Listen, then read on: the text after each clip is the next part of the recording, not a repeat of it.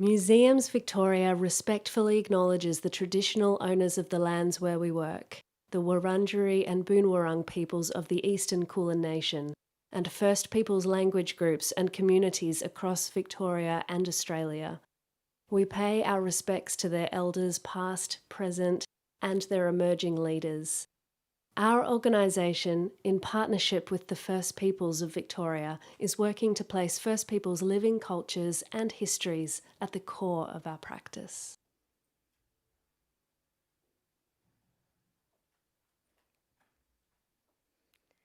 Good evening, everyone.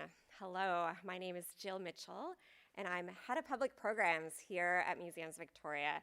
And it is my pleasure to welcome you this evening to Melbourne Museum and also to welcome our audiences online. I begin by acknowledging the traditional owners of the land we are on, the Woiwurrung and the Wurundjeri people of the Eastern Kulin Nations, and I pay my respects to their elders past, present, and emerging, and to all elders and First Nations people with us tonight. I also recognize and thank our major partner for tonight's event, Vic Health, and welcome their CEO, Dr. Sandro DeMeo. Welcome. And thank you to Leah and to Cindy for providing Auslan interpretation for tonight's event.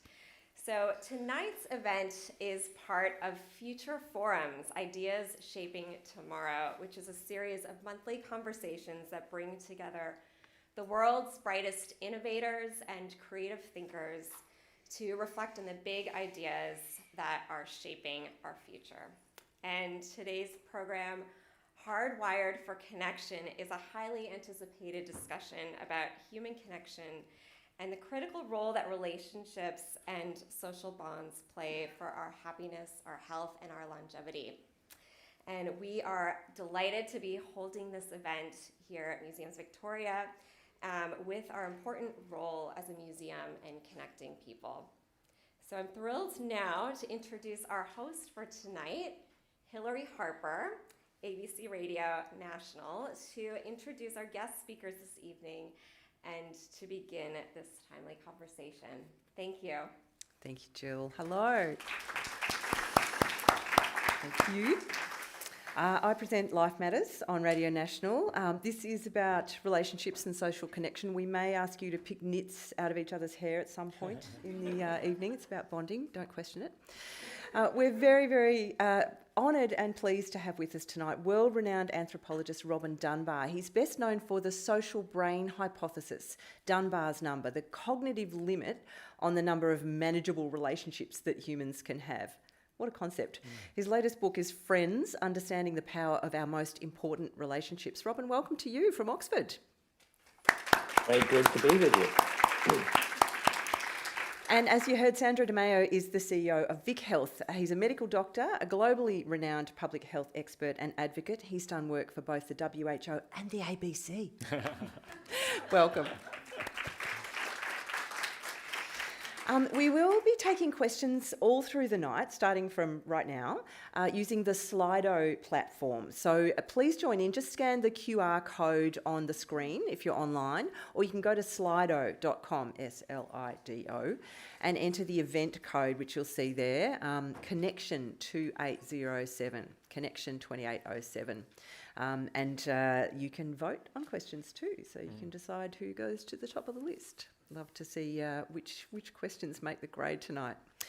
Robin, I'll start with you. I've got a couple of questions that I'd like to ask both of you before we get going with the audience questions. Could you explain your theory in a nutshell? How do we know there's a cognitive limit for our relationships? Well, at one very simple level, we just have to count them. So I can do no better than just invite people to look at the number of friends they have on Facebook, or look at the number of connections they have in their mobile phone address book. And by and large, on average, it seems to come out at about 150. And you know, we've sampled some extremely large populations. I mean, I think that it's not actually our data, but somebody else's. I think the prize goes to an analysis of 61 million Facebook pages, and the average number of friends on Facebook was 149. So this is not to say that some of you can't have 2,000 friends on Facebook, but the majority of us don't. But then secondly, I think the really important evidence for this is there have been probably pushing about 20 brain scanning studies now, which all show that the number of friends you have correlates very nicely with the size of particular parts of your brain, and especially this area just up behind your forehead, and the bits that run off from that towards the back of the brain. Sometimes there's the default mode network, mentalizing network. And these allow you to understand somebody else's mind states, what they're thinking, what their perspective is, and recognize that they have a different perspective maybe to yours on some situation. And that whole huge neural network in the brain correlates with the size of your social, or the number of friends you have, let's say.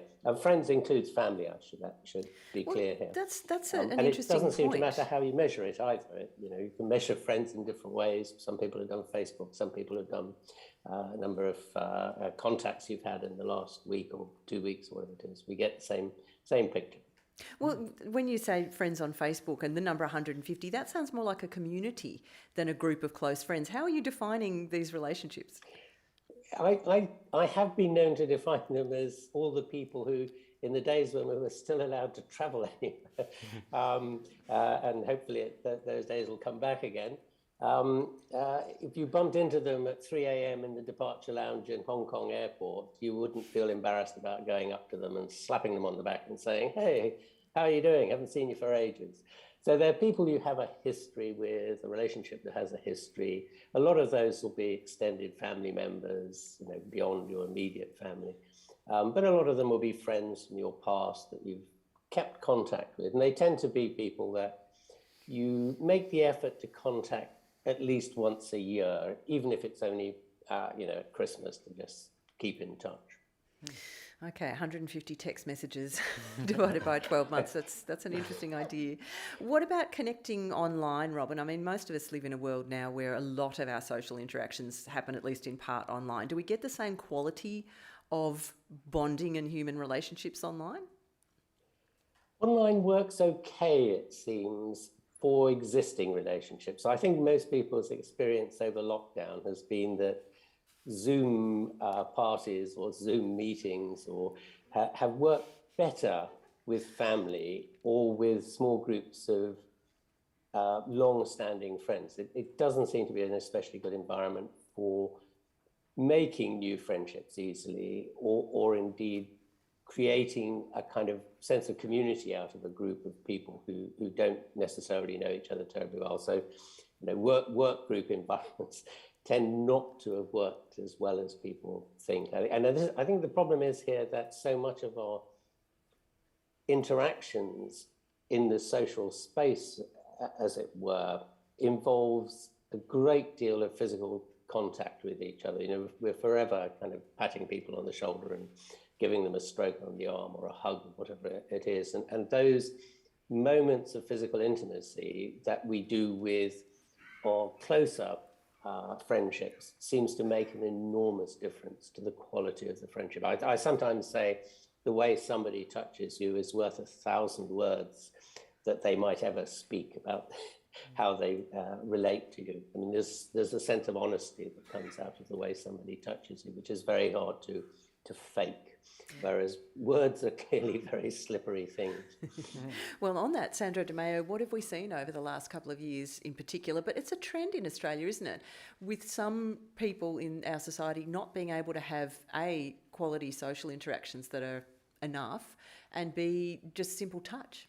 Yeah, and I as an Australian, I love the idea that, touching people is 1,000 words. And I want to come back, Professor Dunbar, and ask you whether big brains give you friends or whether lots of friends give you big brains, because I'm interested to know which way that relationship goes. But it has been clearly a very tough, I don't need to tell the audience here, a very tough couple of years for everyone. It's been The young person that I spoke to in Colac not long ago said it very well. We've been in some very choppy oceans, but we haven't all been in the same boat. And I think we were just talking about this before. I think what has come to the fore, one of many tough lessons we've learnt over the last couple of years, is that there are long-standing inequities in society that we have overlooked, papered over, and kind of conveniently avoided tackling as a society. Some of those we took on, like minimum incomes or social housing, or ensuring, doubling, for example, food security, because food insecurity has become such a leading issue.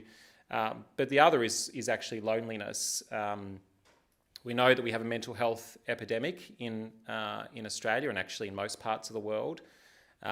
There is a complex, but there is a relationship with the digitalisation of our lives and the transformations we've seen through the modernisation of our economies over the last few decades. And what we saw during the pandemic was that mental health did get worse, aspects of mental health. And as a prevention agency, we're interested in what can you do to actually prevent mental illness. So clearly we need to strengthen our healthcare systems. And if you do have mental illness, the system needs to be able to find you, support you, and help you. But for those who are earlier on the journey, we also, just like we do for heart disease or diabetes, need to invest in things that actually prevent mental illness. And one of the really critical things that we find when we look at evidence is building social connection. So meaningful social connection, not just any social connection, but meaningful social connection that actually impacts on your level of loneliness, because you could be connected but still lonely, does have a profound impact on the mental health of populations, and particularly young people. A third of young people in Victoria are lonely, are experiencing social disconnection, and that's worsened over the pandemic. And that's worsening mental health outcomes. That's really interesting. There's a question here at the top of the list on Slido. Has social media depleted or enhanced our ability to connect with friends in real life? Robin Dunbar, a lot of young people I know have a lot more than 150 interactions going on online, but we're hearing that, they are one of the most at-risk groups for, a problematically low level of quality social interaction. Is social media a good thing, a bad thing, or just a thing that's part of that landscape? Oh, I think at one level it is a good thing. There's no doubt about it, and particularly for, it's a lifesaver really for people perhaps who can't get out so easily or are kind of physically isolated because of where they live. But at the end of the day, it's not a panacea for loneliness, as it were. It doesn't solve that problem entirely. Because you've got to build relationships in order for them to work. And at the end of, there is a huge amount of evidence now that's kind of crept out of the woodwork over the last decade and a half, maybe only, that the best predictors of your psychological health and well-being, your physical health and well-being, even your ability to, survive a major illness or disease, such as a heart attack, into the future, how long you're going to live in the future, is predicted by just the number and quality of close friendships that you have. And that effect towers above anything that your friendly neighborhood GP worries about on your behalf. Your diet, how much alcohol you drink, all these other things, how lazy you are, how overweight you are. All these things have an effect, but they pale into kind of insignificance by comparison with the number of friends. It has a massive effect. But what is important is not just the number of friends, but the quality of those friendships. So it's the kind of mistake I think a lot of people make is assuming that if you say you've got, 1,000 friends on Facebook, they are all meaningful relationships. No, some of them are just voyeurs onto your breakfast photographs. Well, how do you assess a meaningful relationship? I'll ask you, Robin, but I'll go to you, Sandro, afterwards. The answer, I think, is, are you prepared to make an effort on somebody's behalf? And what's very clear is the people who will drop everything to pick you up and put you back on your feet when your world falls apart is this little clique of about 5 people at the center of your social world. Half of them will typically be family, close family, half of them will be friends in the usual sense of the word. You know, they are the cavalry that will come riding over the hill, because they're the only ones who are willing to drop everything. But they're only willing to do that because of the intensity of the relationship you have with them. And that's because you've invested a lot of time in them and done lots of stuff like singing and dancing and laughing and eating together, for example, and telling, you know, sort of long emotional sub stories into the dark hours of the night, the kinds of things we do with our friends. Now, as you go out through the layers of your social network, that's still true up to about the 150 people. You know, if you go and turn up on one of your 150 circles' doorsteps and knock on the door and say, hello, I haven't seen you for a couple of years, you know, can you give us a bed for the night? They're going to say, sure, you know, come in. But if you sort of turn up and say, by the way, I'm a friend of a friend of a friend of yours, can I stay for a few nights? I think their answer is, well, there's quite a good hostel just down the road. Do come round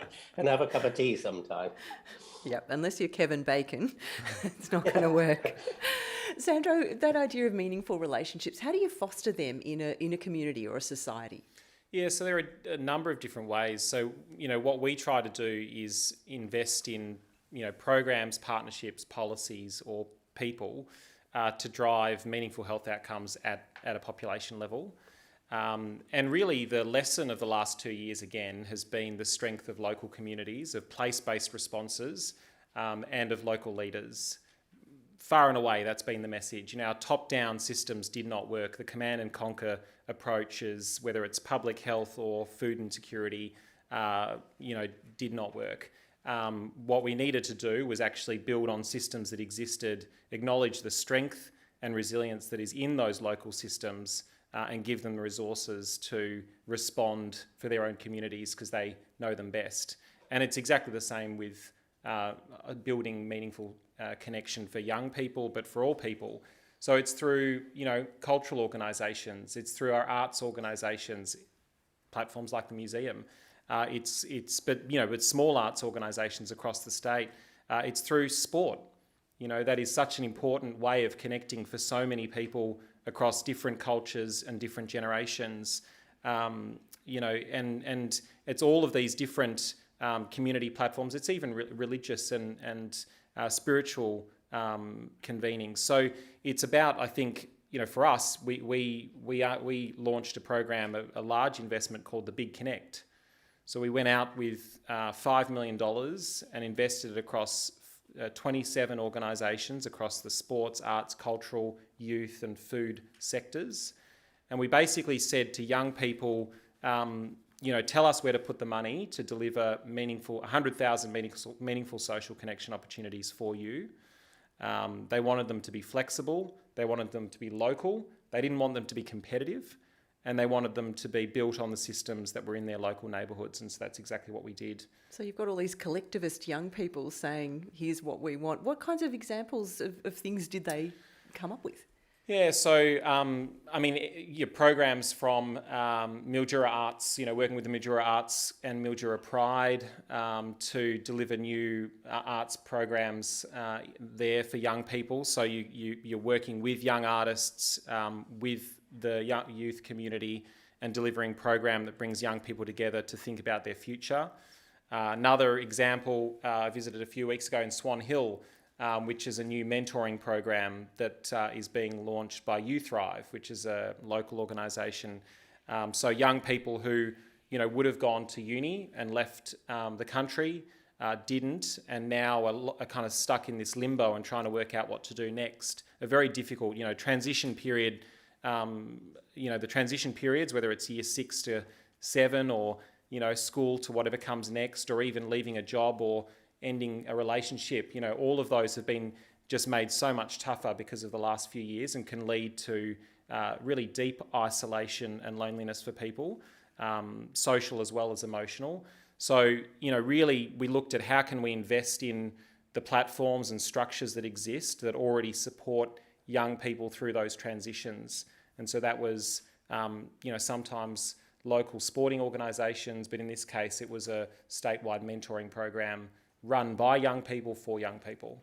It's quite hopeful, really, that you don't have to wait for the top-down government things. You can have smaller projects with other bodies involved. Quite a few questions piling up here on Slido, particularly, Robin, about your theory. Let's ask a few of them. What about extroverts versus introverts? I wondered this too. Is it the same number for everyone, or could introverts go, no, 5, that's my maximum. Don't need anyone else. Okay, so I guess this question goes back to the variability in the number of friends in your social circle that people have. And there is quite a lot of variability. So 150, as you remarked right at the beginning, is the average for the population. The variation is from about 100 to 250, something in that range. And what we find is that introverts will tend to be at the lower end and extroverts are at the top end. And what the difference seems to be is introverts really like their relationships to work. They're kind of risk averse. They want to make sure that when they need them, their friends aren't going to stand them up. So what they do is invest very, very heavily in each friend, and that means they can have fewer. Whereas extroverts tend to be able to capitalize on their kind of social confidence and are prepared to be more like a social butterfly, meet more people, if you like. So they tend to distribute their social capital between more people, but their relationships as a result are less strong, less emotionally strong, as it were, and in that sense less secure. But then they're prepared to go, if Jemima turns you down, well, never mind, let's go and ask Philippa and see what she says. It's that kind of response. So there are those differences. There's a big difference due to age, for example. There are differences due to gender. And a number of other effects of that kind. But certainly the personality one, the extrovert-introvert difference is a big difference. The gender difference is interesting, isn't it? Because there's been a fair bit of discussion in Australia about men getting lonely as they get older, particularly if they lose their partner or their relationship breaks down, and a lot of the social organising was done by the women. Are you saying that gender difference is built into us, that men have fewer friends, or it's partly situational? Or we just have smaller brains. Smaller brains. I didn't want to say it. I actually think a lot of it is actually already built in. It has to do with the way men and women build their relationships, which is quite different. If you actually look what they do, what really makes women's friendships work and stay the course of time is spending a lot of time talking to each other.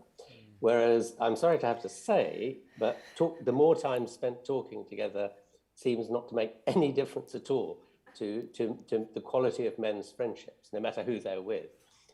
Absolutely zero effect. What makes the difference for blokes is doing stuff together. It's much more kind of physical. I mean, it might be climbing mountains together. It might be playing five-a-side football on a Friday night. It might be just sitting in the pub, having a few beers together. It's a much less conversationally based and much less intimate. So men's friendships are much more casual as a result of that.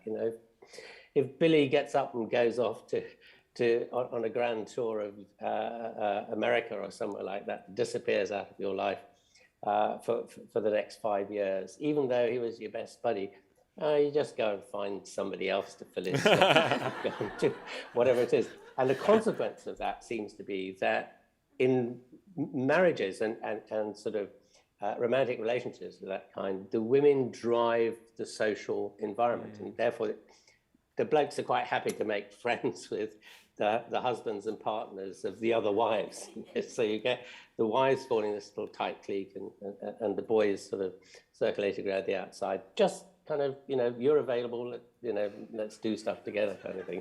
And that's, I think, what causes the problem, because if there's a divorce or the wife dies, then what tends to happen is the wife's friends no longer contact the bloke with the frequency with which they used to do. There's a kind of, nervousness. It's sort of either it's a divorce situation. I'm not going to talk to you ever again because you were so horrid. Or if it's a kind of a widower situation, we have this kind of social nervousness about sort of meeting people up who are in that kind of situation, and we don't quite know what to say, so we don't go and see them. And as a result, the guys often get just completely left high and dry socially, and their whole social world sort of collapses, aside from their family, their own family network. But that effectively reduces their social network by 50% overnight. My mother lives in a coastal town, and there are a lot of elderly women there. Not that many elderly men, a lot of elderly women. If there was a widower, it would be kind of awkward. He would be mobbed probably. But, I think sometimes there's that feeling of like, oh, he's going to think I'm hitting on him because, Yes. that's the culture there. But let's move on from my mum at the moment. She's not involved in that.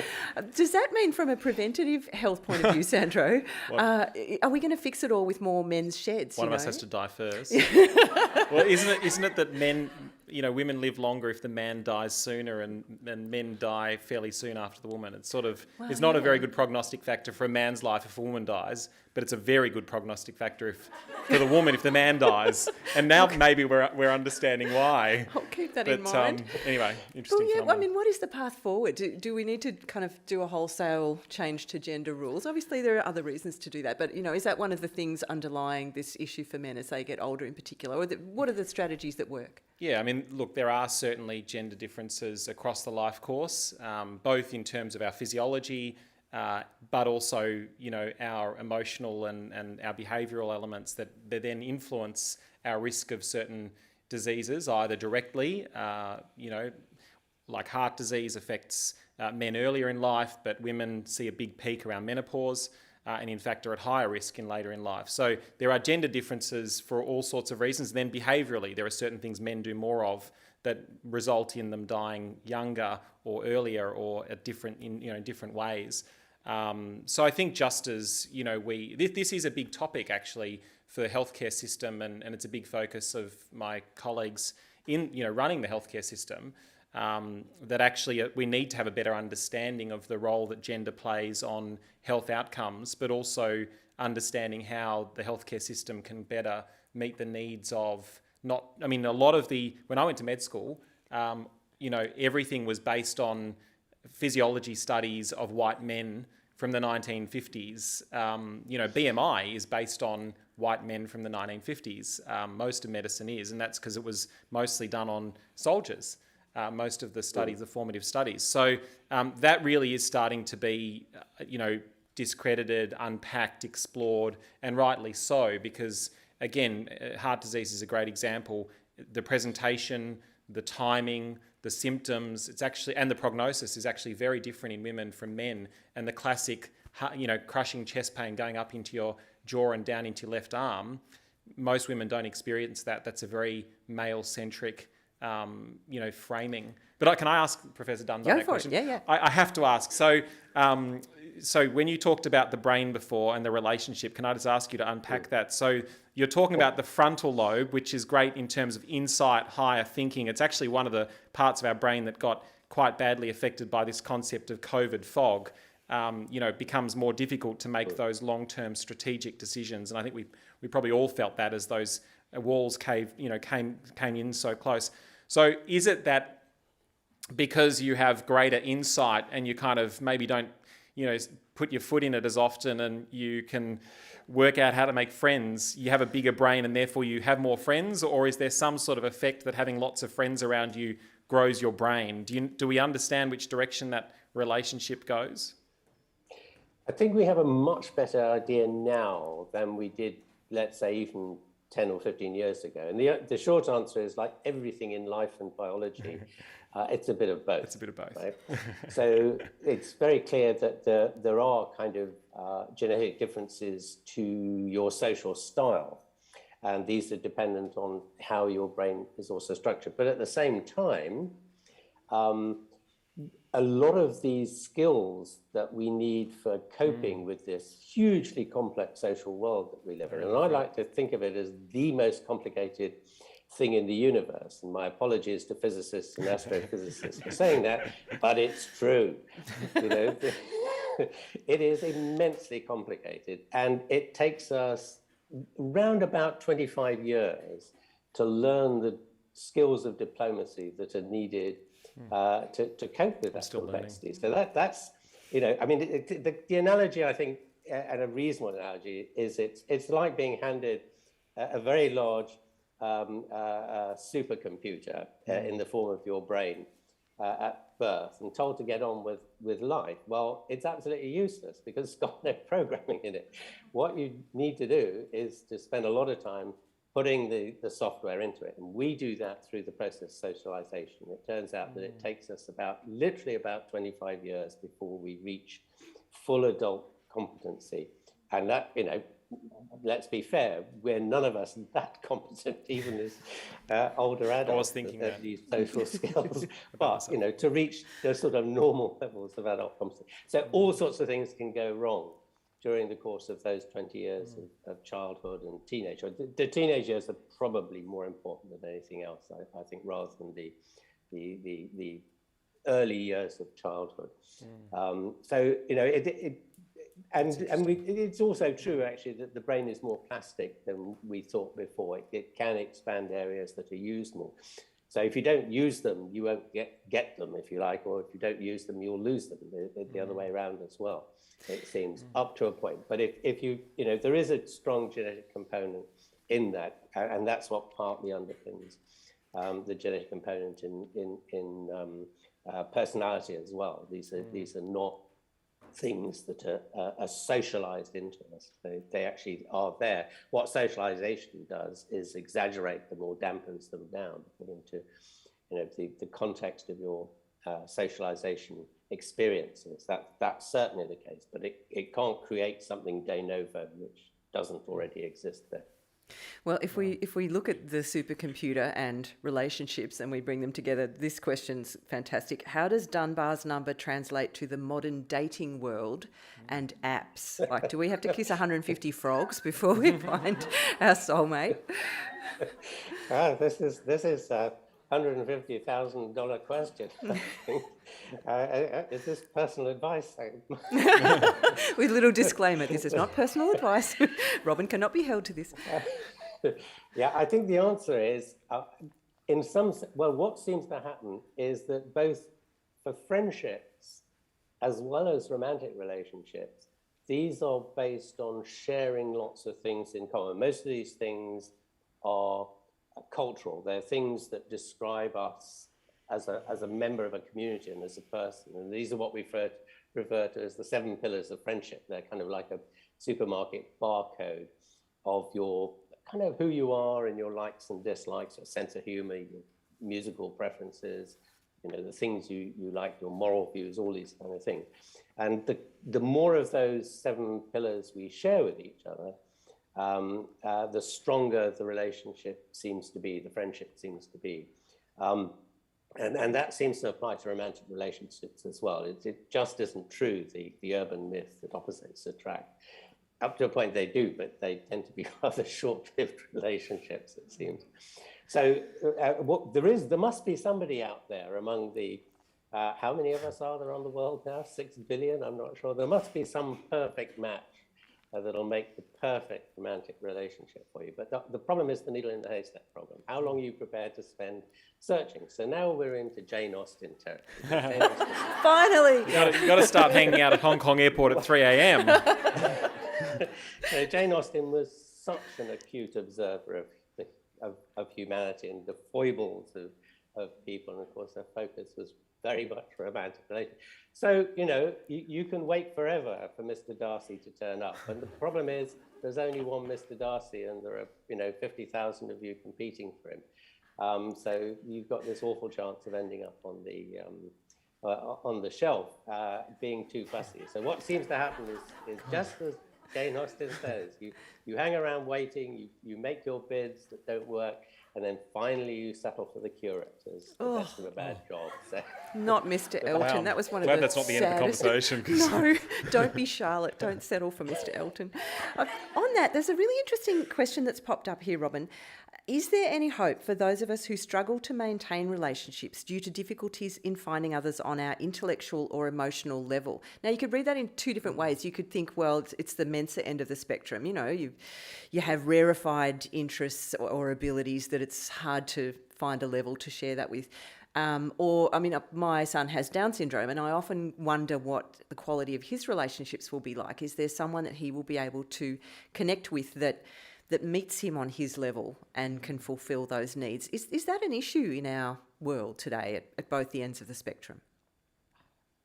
I think it is. I actually think it's the same problem right the way through the spectrum of who we are from both ends, as it were, in the sense that the thing that really dominates friendships in general and relationships in particular is homophily, this concept that like attracts like, seems to be so overwhelming that it's, it even applies within gender. So 70% of women's social networks are women, and 70% of men's social networks are men. And that number remains unbelievably stable from the age of 5 to the age of 85 and beyond. It just doesn't budge. In fact, it gets more gender specific in old age. But the kind of oddity, of course, is that by and large, the other 30% who are the same gender as you are family. So you don't get any choice about those. You're stuck with them. But the way you choose, you have this very strong tendency to choose the same gender as yourself. So it's these kind of matches that actually seem to work. So, in that sense, I think that holds out, sort of a good vision for the future for anybody. The problem is just trying to find the person. And this goes back to opportunity. And I think this goes back to Sandro's point about the effects of health. I mean, having friends in this, or friendship circles has this huge impact on your sense of loneliness and therefore on your health. But how do you find friends for people? Friendship is a two-way process. I mean, it makes us back to Mr. Darcy again. We all want to marry Mr. Darcy, but does he want to marry you? And you have to find somebody who is willing to make space for you in their social world to allow you in, as it were, to become a friend. And that you can't legislate for that. You can't make people be friends with each other. The best you can do is create an opportunity of providing an environment where they can go and meet people and get to know them and sort of end up sort of pairing off in some appropriate way. So, the big test for all of us interested in these social issues and health issues is, how do you make it work? It is a big conundrum. If we could make it work, we'd probably save our National Health Services billions of pounds each year. But sort of finding the right environment in which people can be social. And I think our problem is we've kind of developed this loss of community almost that has taken those social opportunities away. And it's how to rebuild that kind of local community in which you feel comfortable about going in and meeting new people. Well, and Sandro, if you can't legislate for people making friends, can you plan for it? Is it something that we can include in our physical planning structures as well as our policies? Yeah, absolutely.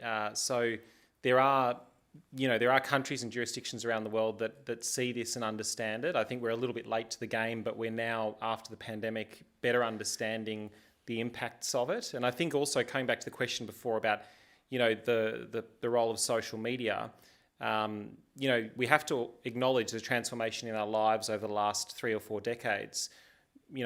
We've seen a drop-off in volunteering. We've seen a drop-off in connection to organised religion. I'm not religious at all, but you have to acknowledge that it was a way for many people, Probus, Lions groups, Meals on Wheels, all of these sorts of community organisations, which are somewhat preserved in regional areas but still are being eroded, are with that eroding social capital connection and with that meaningful social connection. Well, and you mentioned arts too, and they took a huge hit during the pandemic. Sports groups as well. They've been, really year on year, they've been receding for decades. So, not to mention our beloved ABC. So, I think that there are. She didn't ask me to do that, but but there are absolutely ways. So, some simple things. First of all, there are countries in the world that legislate the amount of common space in apartment buildings. It sounds really obvious, but if there is no common space in which you can meet, bump into someone and have a conversation, then how are you going to have those? There are countries in the world that understand They're the fabulous Nordic countries once again. Everyone will roll their eyes. But, there are countries that understand it and build it into their planning. You can build it into the planning of other spaces. So the built environment, yes. There are countries also that are putting it into the way they legislate. So the Wellbeing of Future Generations Act in Wales, which is really about saying GDP, like we're having this big conversation this week about cost of living. Absolutely, understandably, it is going to hit people incredibly hard over the next little while, and it will have an impact on their health. And, without a doubt, people's health will erode further at the population level, and we will look back and measure that erosion of health because of the economic crisis that is unfolding and the climate crisis upon which it's based. But we need to start to look beyond just economic metrics, beyond just GDP as a measure of prosperity or progress as a society.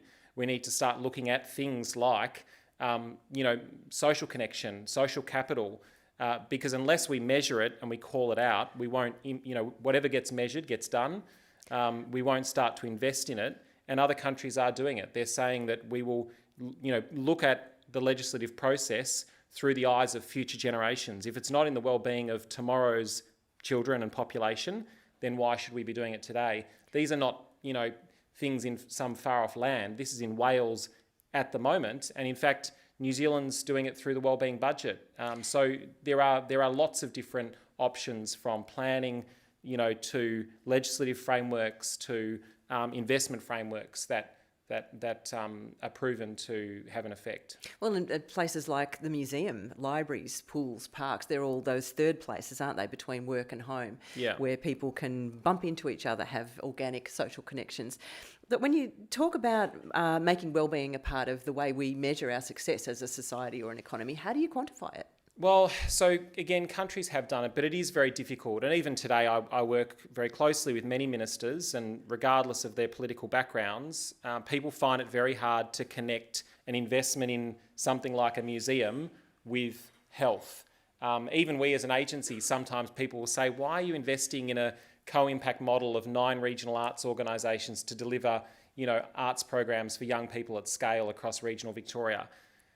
I mean, for me, it's so obvious, and when you look at the evidence, it is, but there is this gap. So we do need, leaders like Professor Dunbar, the work that they're doing to build people's understanding and literacy, also in the policy space, that, these investments in the arts, investments in our major arts platforms, actually, they're a health investment. And the investments we made over the pandemic in social housing, in a respectable minimum wage, in all of these sorts of fundamental social capital questions, they need to be seen as health investments. So there are frameworks that exist, and we don't need to kind of reinvent the wheel. The way the Welsh did it was around a set of principles. So it's sort of more of a framework through which you look at legislation. The way that New Zealand's done it is to, really start the budgeting process with health as a core metric of success, not just economic return. There is no business on a dead planet. At some point, we have to wake up to that, and we have to start to reflect that in our business models and our economic imperatives. And that's what they're doing. And I think the announcement by Treasurer Chalmers to say that we're going to have a wellbeing chapter in the Australian budget going forward is a welcome step forward, but nowhere near enough. We need to really be putting wellbeing front and centre as a key metric of success for governments, and within that, rebuilding social capital that we have allowed to be destroyed after generations of, I think, poor governance and also a lack of commitment as a society. Yep. On that bigger picture issue, Robin Dunbar, I know that you have worked as an anthropologist looking at the way relationships work in a whole range of different groups, just really, really diverse groups. Armies, Christmas card networks, online gaming communities, Neolithic villages. Christmas card network. I know, Christmas card. I don't even know what they are. But when you look at the times when those groups are under threat or under stress, as we kind of collectively are with climate change at the moment, moment, what happens to relationships and what helps strengthen them in those times of stress? The answer is they do tend to cohere more strongly. I mean, and that's partly because you go to particular friends or family members for succor and support and advice and so on, and that tends to increase the quality of the relationship.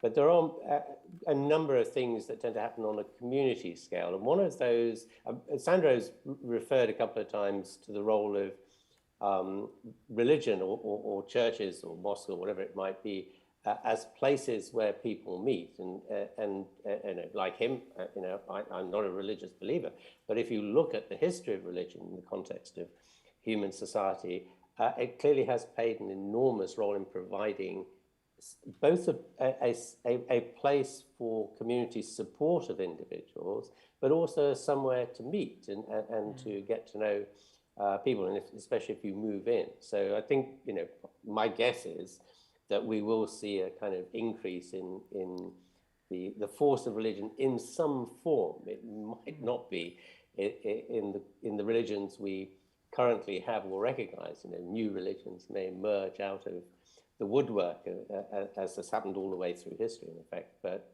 that sense, there's something about the kind of sense of community that religions create on the small scale of, if you like, of the parish, that seems to work very well. The transcendental effects or aspects of religion seem to be a very, very powerful force in creating the glue for bonding societies. And we see it very nicely exhibited in the American Midwest in the 19th century with all the utopian cults and communes that were founded there. The ones that had some of them were purely secular in origin.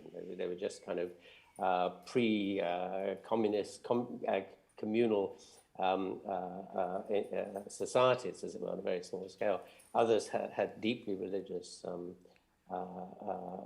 bases, and the difference is the ones with the religious bases are still with us. The Mormons, the Hutterites, what have you, the Shakers. These are all things the names that people know, but nobody's ever heard of the Harmony community, which lasted about 5 years at the most. So, and in fact, if you look at the data for these communities, the religious ones started bigger. They typically had an average size of about 150, whereas the secular ones only had a size of about 50. And the religious ones, on average, lasted about 70 years, whereas the secular ones lasted only about 7 years. So they lasted 10 times as long.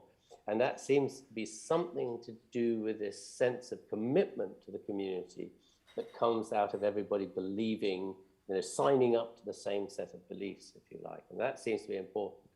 The interesting question is whether we can mimic that without having a religious component to it, a spiritual component to it. Can we have recreate a secular society which has this sense of commitment and belonging to the wider community? That would work. But I have to say that the historical record isn't great on that, and it does seem that having a kind of spiritual element to it makes a big difference for whatever reason. So, Sandro, do you have thoughts on that? I mean, if we move away from the utopian societies idea, are there ways that we can sign up to a set of shared beliefs these days, whether it's in a kind of small group level or a larger national level, that might help us here? Yeah, well, I think in a way, so two things. One is I'm struck coming back to Australia after 10 years and having grown up in an Italian family where I cannot kick a football to save myself. I am struck by the important role that sport plays. It is almost a religion, and I don't mean that in any disrespect to people who are religious, but I think that there is this kind of there's a sense of belonging. You wear these colours, you have a sense of pride, you follow it every week, you connect with people who you don't know, thousands of them, and scream and hug, and well, hopefully not too much hugging at the moment, but there is so much that we get from sport, and similarly from cultural organisations and arts organisations as well. But sport is sort of the really easy one. AFL. You think about it. So I do think there is such an important role for these institutions in recovery. We've seen people drop out in record numbers. They are cautious about returning, understandably. Volunteers are not there as well. There are big challenges, but I do think we really need to see the power of these institutions and these organisations as conveners and connectors and sort of catalysts for reaffirming and focusing on a future path. I think the other thing you need to reflect on is also some of the social movements that have emerged over the last few years that have really galvanised people, whether it's Black Lives Matter or indeed, really important movements related to the recent federal election. Across political divides, there were common beliefs and values and concerns that people shared. There was a sense of purpose and much bigger than the individual. There was a shared destination that we wanted to be at. There was a belief, there was a belonging, many elements of religion, but in social movements and the same around climate and young people. So I think there are definitely massive galvanising movements that we can support at the moment and see the health benefits of, beyond the direct work that they're doing. And maybe we need to be looking at those more closely and encouraging them and giving them, more of a platform. Well, and if we bring it from the huge level, the wonderful picture you've painted there of some of those bigger movements, I thought of dog parks. Like, they're just, you can walk up to anyone with a dog if you've got a dog and start a conversation. Like, you're basically friends instantly anyway.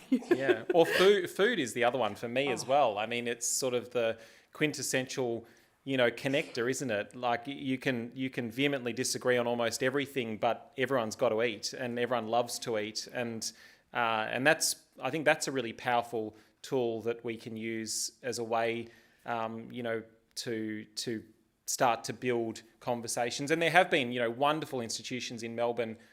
The idea of shared tables where you eat with others and start to connect, and also cultures around the world. I mean, Professor Dunbar was talking before about gender differences, and I'd be interested to know, do they stand across cultural divides beyond sort of an Anglo-centric world, but certainly food is also such a powerful connector for Italian people, for Indian people, for Cambodian people, because it's something you do with your community, and often it's about sharing, again, a higher purpose, and breaking down, otherwise the barriers of life. Yeah. Yep.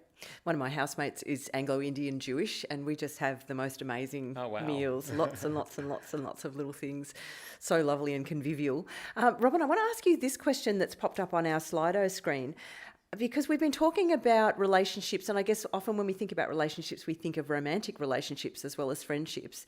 Romantic relationships appear to be more important for people to find, but are they better for mental health than having those 5 friends? Do single people suffer more? So that's actually a very, very good question. I actually think the answer is your friends are all important. Those kind of 5 friends over and above anything else. Of course, at the end of the day, your romantic partner is one of those 5. You'd hope, yes. For a while. Yeah. The interesting thing is the fact that we actually sacrifice 2 friends in order to have a romantic relationship when we first start. Yes. Did we choose the friends over the sleep and the exercise or the other things we need to fit in?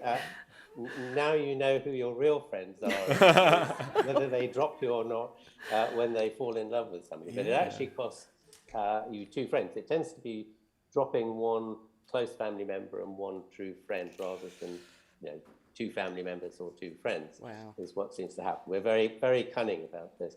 But it's the time investment issue. So you devote 40% of your time and social capital and emotional capital to those 5 inner core friendships. But of course, the romantic friend who occupies this little special layer right in the center of those 5 friends takes up a lot more time. And of course, you have to invest a lot more time to get that relationship going as well at the beginning. And it's that forces you to sacrifice two friends. I mean, they don't go very far. They only sort of slide over into the next circle out, which is sometimes known as your sympathy group. It's the people who are kind of generally meaningful to you in this world.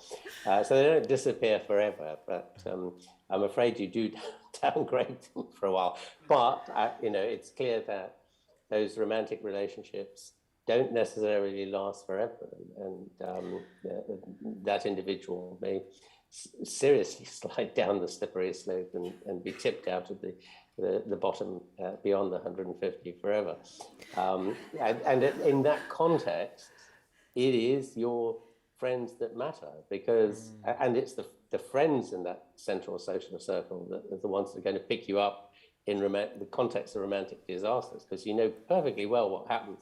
We know when you go home to your siblings or your parents and in tears and say, I've just been dumped, and they say, oh, well, there's plenty of fish in the sea, and well, we never liked him anyway. Yep. You don't want that. You want somebody to give you a hug, and it's only friends that will do that. Yes. Well, and when we think about single people, there's a lot of stigma, isn't there? And that can kind of be a self-fulfilling thing. If you say to someone in Australia today, I'm lonely, you might not get a very good reaction. Have we got a bit of work to do there, Sandra?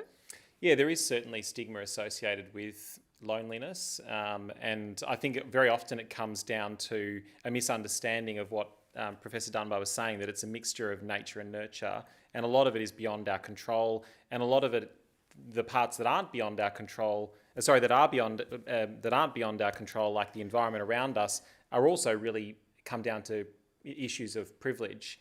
So, I think understanding that actually loneliness is very normal, that many of us will feel lonely. Sometimes you can feel lonely and be completely normal. Other times, loneliness will get to a point, as most things, it's a spectrum, where it does start to impact on your life or your mental health. And even at that point, it's important to you remember that it's not something to be ashamed of. But absolutely, yeah, I think there's a huge amount of stigma associated with loneliness. People assume something is wrong with you. There's a question on our system. How can the public health system make an impact on loneliness as a health issue? In the last couple of minutes we have left, what would be your top things that you'd like to see happen?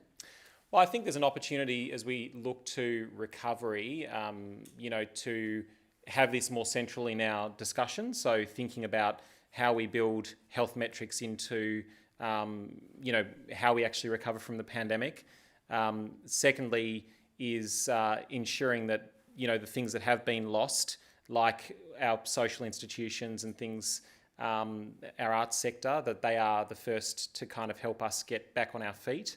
That the good parts of, our very local living, the dog parks and the friends we made, that we find ways to retain them, flexible work that's allowed us maybe to spend more time with our family or at home. And I think there are things certainly in the healthcare system itself. I can't help but give a shout out to our frontline healthcare workers, many of whom are very lonely after a few years of working very long hours with multiple layers of protection and masks and everything else, and very burnt out. So I think, action starts at home. I think we need to look at supporting our frontline workers across all parts of society, and then building in clear metrics for what prosperity really looks like as a nation as we build back. I think a lot of us got a lot of clarity and a lot of gratitude for our friendships and our relationships, even the casual ones during lockdowns. I was like a puppy when they opened playgrounds again, just bouncing up to strangers. Hi, we both have kids. Robin, what about you? What would you like to see happen to foster and strengthen quality relationships as we move on from the pandemic, God willing, very soon?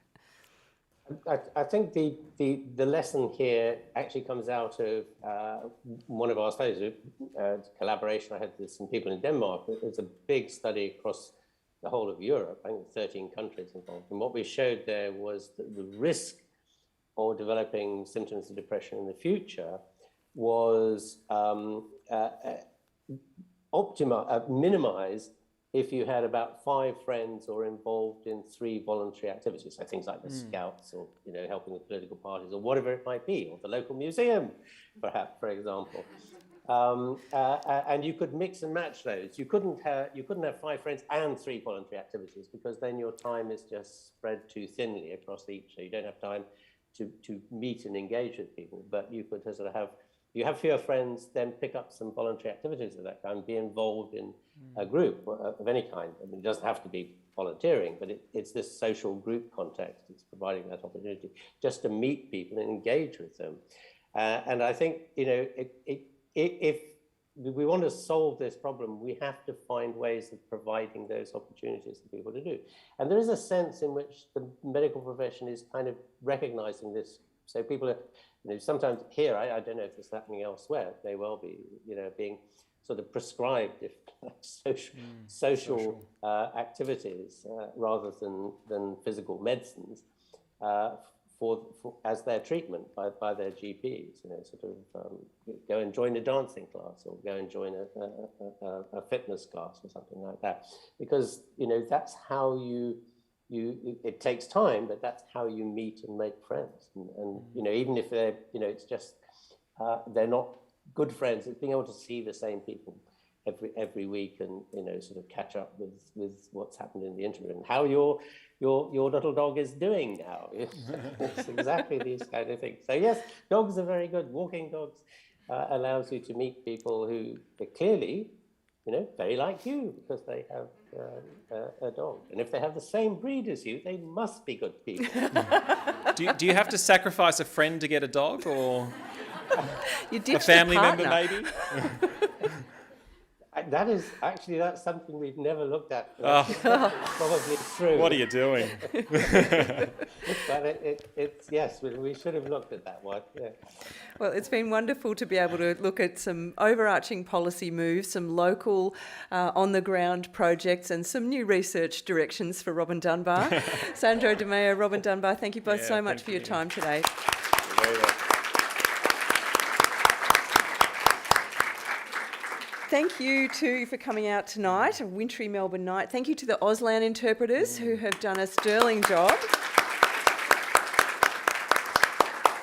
And thanks to Museums Victoria for hosting this. As we said, museums are one of those third places where you can come and hang out, possibly meet people over a Triceratops skeleton, who knows.